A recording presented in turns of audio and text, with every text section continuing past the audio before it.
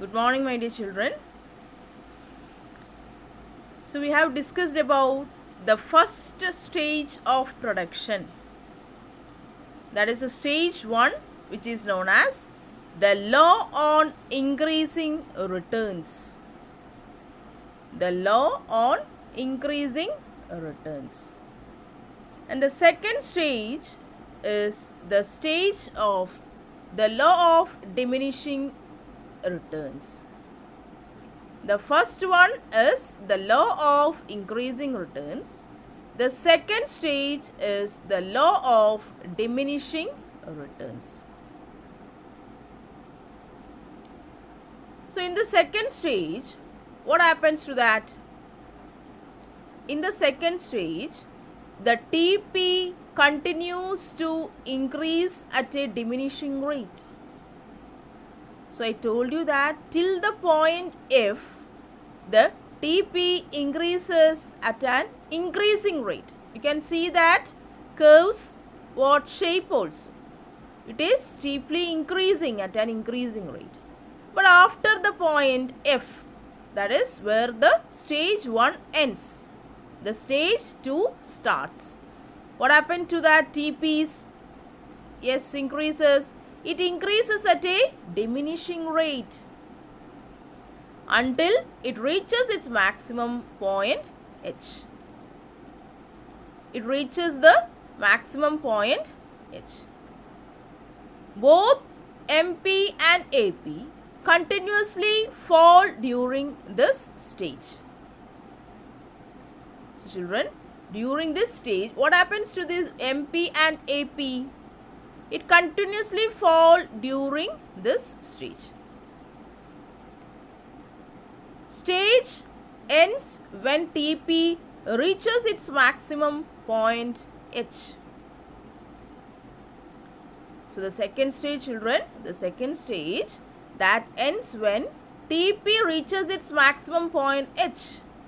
So, from the point F to point H is in the TP curve actually the second stage. And in that stage, please note it that MP and the AP, what happened to that? It continuously fall during this stage. It is not increasing, it falls during this stage.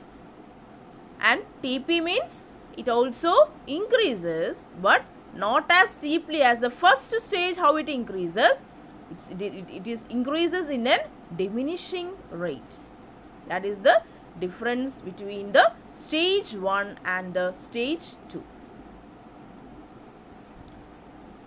Yes, here we can see the third stage, that is the state of negative returns. Stage 3, you can see here the stage 3. Children, I told you about the stage 1, that is OF. We can see the point of inflection, that is the first stage. Then after that, the second stage where till point H. And after that, the third stage after the H. That is where we can see the TP is falling. The TP is maximum at the point H. We can see that peak of that TP. Right? That is the total product curve. That is TP is maximum at point H. But after that, the TP falls. But here in the second stage, children, what about the AP and MP? Yes, in the second stage, we can see that the AP and the MP also continuously falls. And stage 3 means it's a stage of negative returns. Why it is so? Why it is called as the state of negative returns? Because the TP declines, MP is negative and the AP is diminishing. In the stage 3, both the AP, TP and MP all becomes negative as well as diminishes as well as declines. So, that's why the stage 3 is the state of negative returns. So, children, what about that? I hope this diagram is precise for you. So, that's why I have explained through 3 stages. In the stage 1, stage 2 and stage 3. So this is the state of negative returns. So as a conclusion, a rational producer will never produce in stage 3 where the marginal product is negative. A rational producer will also not produce in stage 1 where the MP of the fixed factor is negative. So who is a rational producer means a producer who always aims to maximize the profit in the production process.